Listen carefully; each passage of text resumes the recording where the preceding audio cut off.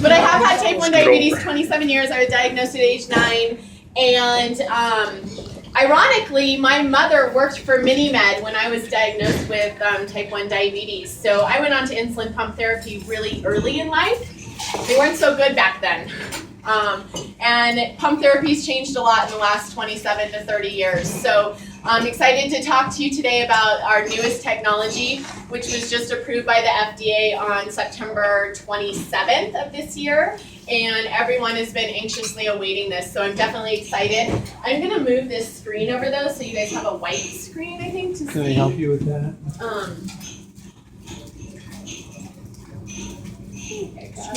Yes.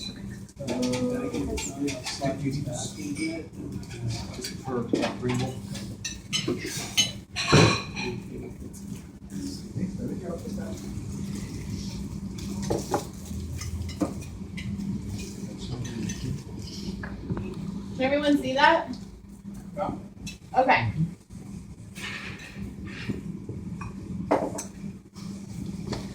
So I started my career as a nurse with type 1 diabetes. I really wanted to become a nurse so I could get into helping people with type 1 diabetes.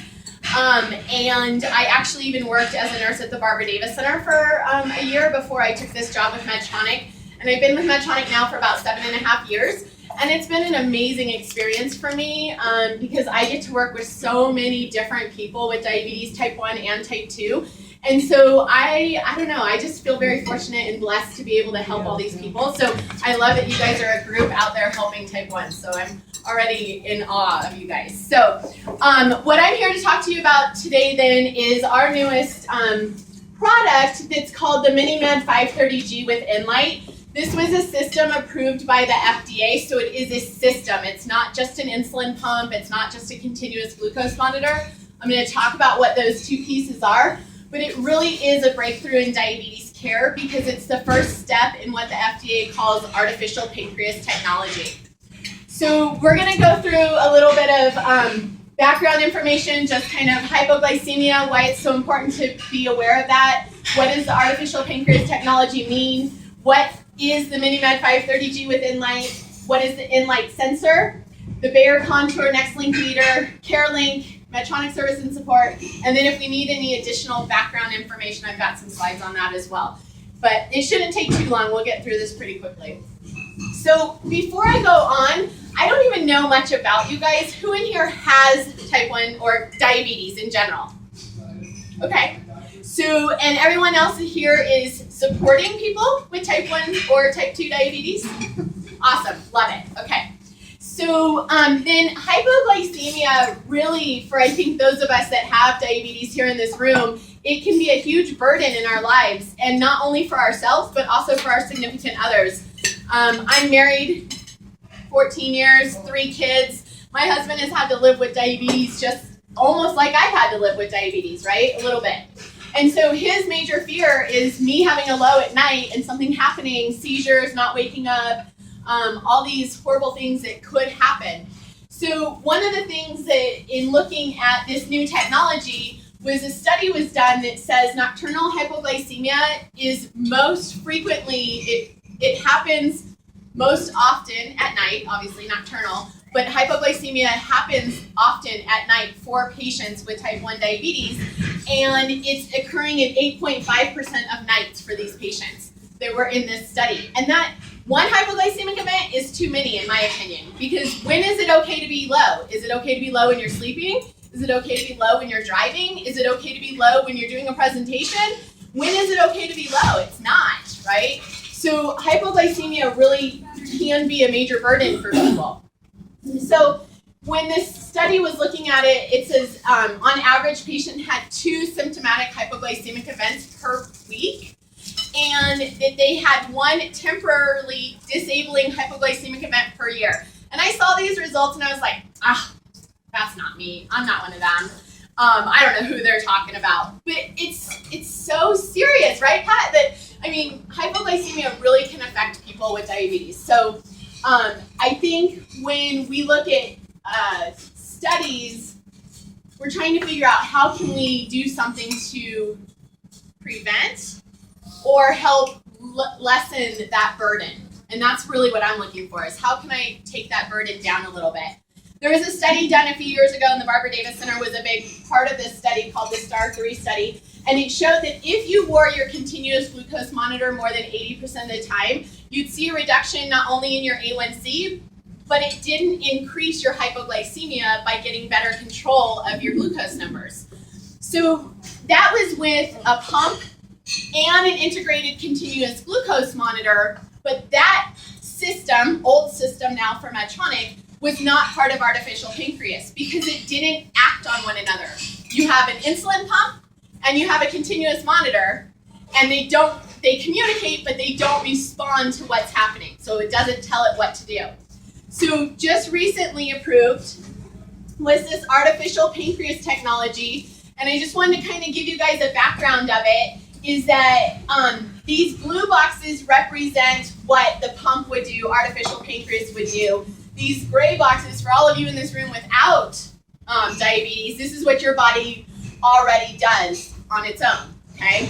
So when we're talking about, your body already knows what's happening with your glucose values, and your insulin's automatically adjusted. You're all in here eating. Guess what your pancreas is doing? Putting out some insulin, right? When you ordered your food and started to smell the flavors, your pancreas is starting to put out some insulin, actually, okay? Because your body's response, those glucose values are going to go up. It knows that it needs some insulin. Unfortunately, for some of us in this room, that doesn't happen. And so what we're looking at is that, can we adjust our insulin delivery results in changes as the body's glucose is changing? Can there be an outside medical device that does that for us? That's what we're looking at, to get a full artificial pancreas. Can it just be something happening? I'm having a load during the night. My liver's going to release some glucose to help bring my blood sugar up. Can my device do something to impact that? Okay. Sensor continuously monitors the glucose levels in what's called interstitial fluid. We've had continuous glucose monitoring on the market for the last 7 years. So that's not something new. It's what do we do with that information is what's new. Okay. And then the big thing is the insulin delivery being adjusted based on what the sensor glucose reading. And up until now, it wasn't. No insulin was ever being adjusted. The patient was in full control. So really that goal of an artificial pancreas then is to look at the pump and CGM we previously had, and can we reduce those A1C levels, which we showed in the STAR3 study, against MDI patients, so patients that are on shots. We're getting lower A1C by just putting them on a pump and a continuous glucose monitor, okay? With safety is a big concern for people, right? So whether you're taking shots or a pump, we're still delivering a drug to our body that causes hypoglycemia, right? So how do we make it more safe for these patients, both on shots and on pumps?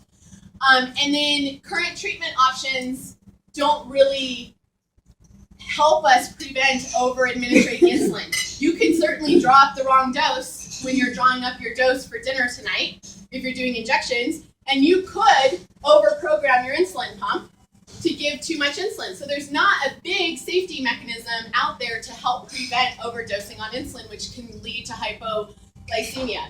So really our goal was that with the first step in an artificial pancreas, we wanted to reduce the severity and the duration of hypoglycemic events.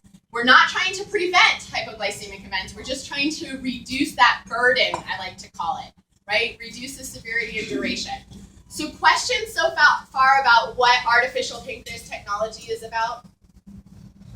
Yeah. So this all relies on the sensor being pretty darn accurate. It does. We're going to go into the sensor accuracy here in a minute. Yeah. So, so the new system is called the Minimed 530G with Enlite, and these are the components to the system. You have the insulin pump here. It hasn't changed its look or feel as far as from our old Medtronic insulin pumps. It's still all the same platform, because ultimately our goal is to get to that closed loop system. Maybe it'll get prettier or sexier along the way, more like an iPhone. But for now, we're not changing that platform because we've got that nailed down. We're trying to work on getting to the better outcomes, right? The second thing that's part of it is the blood glucose meter. So we've got a, I didn't even pull it out of my purse, but our blood glucose meter is actually a slim, small, little device. It has a USB on the end of it, so it plugs into my computer and I can upload my pump into what's called CareLink, which is our software. Or for patients, it's a personal access on the website. They create a username and password, and they can upload on the website to their own kind of portal. And then their doctor can actually link up with it and see their data without even having to go into the office, which is really great if your office does it. So, and then the sensor is the big piece of this. In order to have that artificial pancreas technology, we have to have another spot on our body that is sensing what our glucose value is. So when we talk about the new pump, or pump in general, how many in here have never heard of an insulin pump? Okay, that's good. So an insulin pump delivers precise amounts of rapid-acting insulin only, so no long-acting insulin. The absorption variability in just rapid-acting insulin by injection is about 10%. When you put it in an insulin pump, it's a 3% variability, which means your body absorbs it much more effectively and uses it much more efficiently in your body versus giving a shot and that lump of insulin that's now under your skin and has to be absorbed by the body. So it goes from 10% to less than 3% variability. The pump also helps from over-correcting or stacking our insulin or taking too much because of our Bolus Wizard calculator. On our pump, instead of having to think about how much insulin, I just tell my pump my glucose value and my carbs that I'm consuming, and it will calculate how much insulin I need based on the settings that have been discussed between me and my healthcare provider. And so what that does is if I'm high 2 hours after I eat my dinner tonight, and I'm high, I can put that blood sugar in, and it's going to look to say how much insulin is still working in your body. And we're going to subtract that out so that you don't stack your insulin after dose after dose after dose, like stair steps, and then cause you to plummet and have a hypoglycemic event. So actually, and then the pump will deliver both basal and bolus insulin increments as low as a 40th of a unit of insulin, 0.025 units. So for our kids at the Barbara Davis Center, pump therapy for new onsets and little itty bitty kids and babies and young toddlers that are being diagnosed with diabetes, their doses on a syringe are so tiny that sometimes they have to dilute insulin. And then the math calculations can be really extreme for some of these parents. And so the doctors will transition them to a pump pretty quickly because the doses are so small that we can deliver at a time for these kids, which is pretty remarkable. We have an insulin to carb ratio as low as 1:1. So I once was a pregnant woman with type 1 diabetes, and your insulin requirements go up tremendously. And you get a lot more resistant when you're pregnant. And your insulin to carb ratio just keeps going down and down and down and down. And if I'm using this calculator in the pump to configure my dose, I need to be able to have it adjust down to possibly a 1:1 carb ratio if I was that insulin resistant. So that's really nice for type 2s or pregnant women. What's really great about the continuous monitor is that it warns me if my blood sugar goes or my sensor glucose value goes too low or too high based on settings that I have programmed into the pump. So it gives me kind of an alert to say, hey, are you feeling okay? Something might be going on. You might want to do something about it. Okay. Threshold suspend automation, we're going to go into that, but that is the brand new feature that is part of this Minimed 530G pump, the first step in that artificial pancreas. Improved hypoglycemia detection algorithm, so that's brand new in the pump where it's going to detect via the sensor glucose values hypoglycemic events even better than it has in the past. And the sensor is now 6-day wear on the sensor instead of 3-day wear. So one of the things before we get into it, I really just wanted to show you guys over time. I started out by saying My mom worked at Minimed, wasn't Medtronic at the time, but that was back in like 1985 or somewhere, 84 or 85. And they've come a long way with insulin pump therapy over time, where here's the Medtronic all the way up through the X15. This is just insulin pump therapy, and here's all the companies that are there. So Medtronic, Animas, Tandem, Enlite, Omnipod, and Roche Accu-Chek Spirit. We see all these pumps at camp. So I'm very familiar with all of them. I've worn most of them. What we then did was we integrated into a system, right? As a company, we were the first to get where the CGM communicated to our insulin pump. And so Medtronic has been in this space since 2006, and nobody has been able to do that because they're looking at using outside companies, not from within the same company, and the FDA has issues with that. And then what's really great is now we're 2 steps ahead and in this artificial pancreas device category, which I think is just remarkable that we can now be looking and thinking about, can someday we get to a closed loop system? I don't know. I'm skeptical. I have this disease. I know that it's going to be a lot of work to get to a closed loop system, but at least we're partway there. It's about a 6-step process, and we're in step 1 of that process. Questions on that? So how does this threshold suspend work then? When the sensor, not your meter, so I'm going to test on my meter, but I'm also wearing my sensor that's telling my pump what my interstitial glucose value is. When my sensor number gets to a set number that I've programmed into my pump with my doctor's discretion, the pump will immediately stop delivering insulin.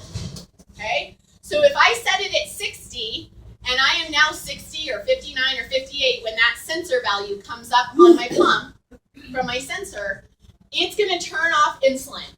Sounds like a good idea, right? We're 60, we don't need insulin. We need sugar. So all insulin stops, the pump issues an alarm message, and the threshold suspend alarm is triggered or continues to siren until the alarm is cleared. So at this point in time, there's a siren going off on our insulin pump, and you're really considered 2 types of patients. We either have a non-responsive patient or we have a responsive patient. So this non-responsive could be sleeping, could be at a concert, could be their brothers are screaming in the background, they just don't hear it, whatever it is. It doesn't mean that they have to be passed out from a low blood sugar. They're just considered non-responsive. If they do not respond or clear the alarm, the pump will remain suspended for 2 hours, and then it will automatically resume and go back into your normal basal rate for 4 hours. Okay, this is an FDA mandation where it's suspended for 2 hours, resumes for 4 hours if you don't touch your pump at all. And that's because what's the longest time we can be without insulin before ketones could start to develop is about 2 hours. It's a little bit different in everybody, but that was just kind of the general consensus that we don't want people to be without insulin for more than 2 hours. Now you're thinking, but what? They're low, they don't need insulin, right? But when we're having a hypoglycemic event, especially at night while we're sleeping, our liver is probably releasing some glucose into our bloodstream to help bring our blood sugar back up. So if we turn off insulin and we get that glucose, and you're a non-responsive patient, hopefully you're going to wake up and your blood sugar is going to be in the 100s somewhere, okay?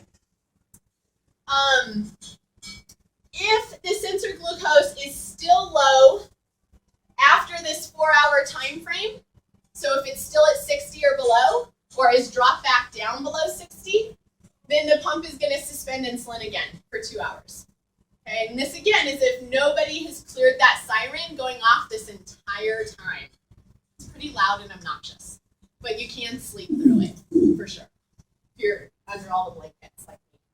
So if you're a responsive patient, and I had this go off when I first got here today, some people may have heard the siren, it was pretty loud in here though, is that it stops insulin immediately, but then I have to make a choice.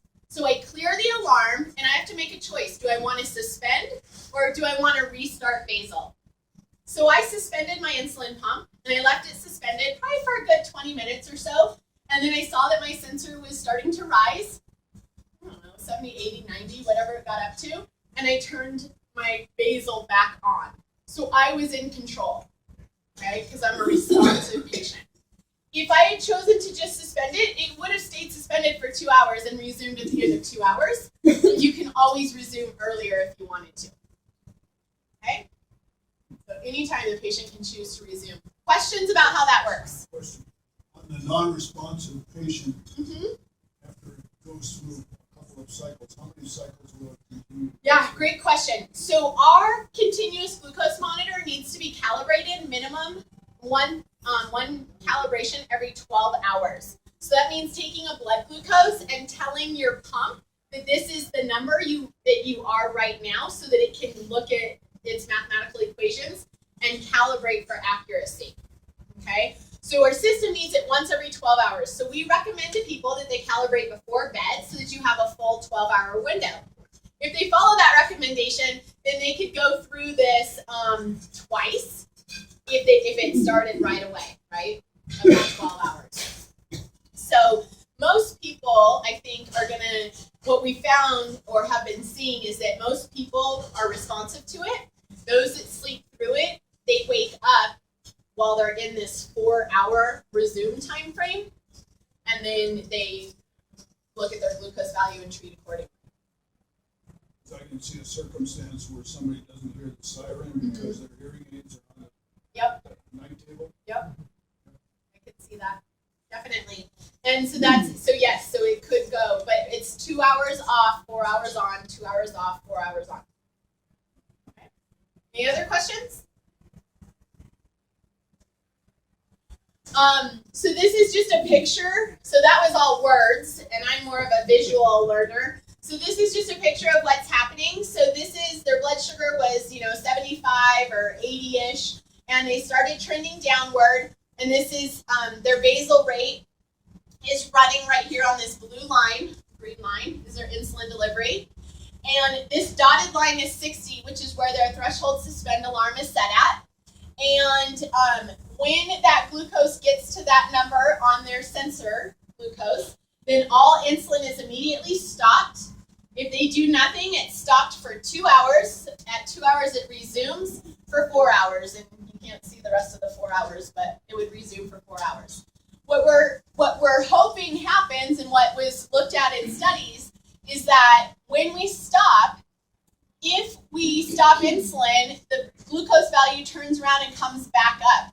If we continue to deliver insulin without stop, so we didn't have threshold suspend turn on, look at how long someone could potentially remain low before their body puts out enough glucose, their liver puts out enough glucose to be able to pull their blood sugar back up. And this is all while someone's sleeping.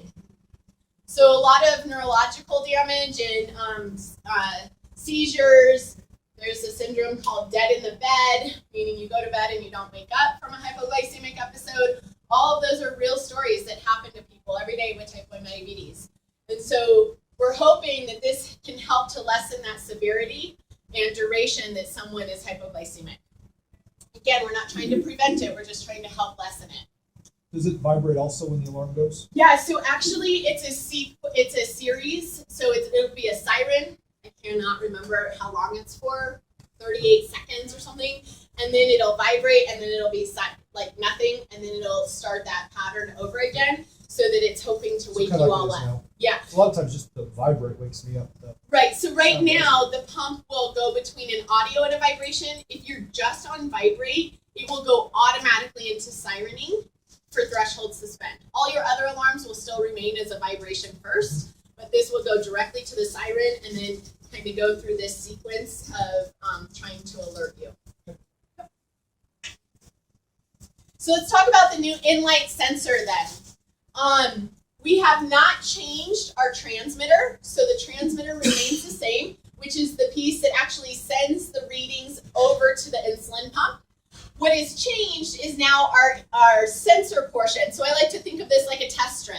For those that have to test their blood sugar, if a meter comes out or meter company comes out with a new meter, a lot of times it's a new test strip that goes with it. So that's what this is your test strip, your sensor, okay? That piece is changed dramatically from, where's my alarm, or my high? Okay, so that piece has changed dramatically, and you guys can pass this around. When you're looking at it with the needle, these are not needles, these are all clean. These are what would be under the skin, you can touch them. But if those are at the top here, on the left-hand side is the new sensor, on the right-hand side is our old sensor. Our old sensor had a bad rap about it for being painful, uncomfortable, not as accurate. I don't know, I wore it for 7 years and through 2 pregnancies, and it was amazing. But I also wanted the information, and I forced myself to like it, I guess.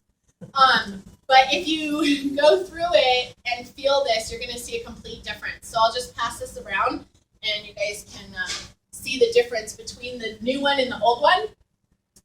But this is the new sensor. It does have this little piece of tape that comes over the transmitter to keep it connected to your body. This is the new inserter. With our old sensor, it was a very large needle. Lots of the kids did not like it because of the look of the sensor.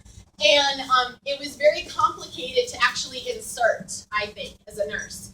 And so this is our new inserter, and it's very, very simple and easy to use. I think there's 3 things with this new one: accuracy, comfort, and ease of use. So those are the 3 things you're going to get with the new Enlite sensor.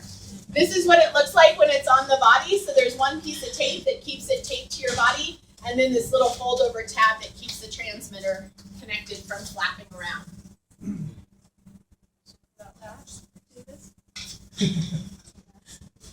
So it's proven to be more accurate, because I'm on the sensor right now. Yep, get into those slides here in a second.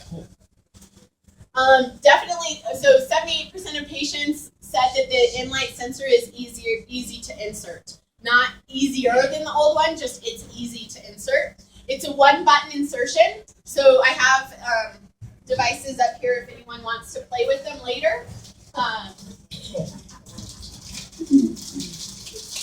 But it's 1 button inserts it. And you press and hold the button and remove it. So it goes in at a 90-degree angle now, and it's way more comfortable to wear, for sure. So better accuracy, this is what David's been waiting for. G equals increased confidence in our patients and doctors, and the FDA. So this is the thing, you cannot get to artificial pancreas technology without both a pump and a continuous glucose monitor. So in order to get there, you have to improve accuracy, and you have to, in order to get to a fully closed loop, I believe you probably have to have accuracy under 10% to get there. So when we did the studies and we looked at it, the overall accuracy is 13.6, our competitor's 13.3. So it's very, very similar. A lot of the doctors and patients are saying that it's pretty much parity with one another.